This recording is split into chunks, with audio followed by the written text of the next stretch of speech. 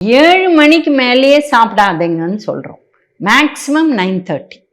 அதுக்கு மேலே சாப்பிட்டா உணவு டைஜஸ்டே ஆகாது. இப்போ எல்லாருமே சொல்லுவாங்க, நான் ஒரு பிரியாணி எடுத்தேன்ப்பா சண்டே, ஒரு கட்டு பிடிச்சேப்பா, அதுக்கப்புறம் நான் ஏரேட்டட் ஜூஸ் குடித்தேன்ப்பா இப்படின்னு சொல்லுவாங்க. ஸோ இது ஹெவி ஃபுட்ஸ்.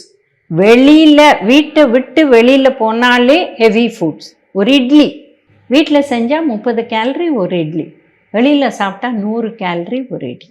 ஏன்னா அவங்க செய்யும் முறை, அதோட கூட கொடுக்குற விஷயம் எல்லாமே டிஃப்ரெண்ட். வீடு மாதிரி வெளியில் வரவே வராது.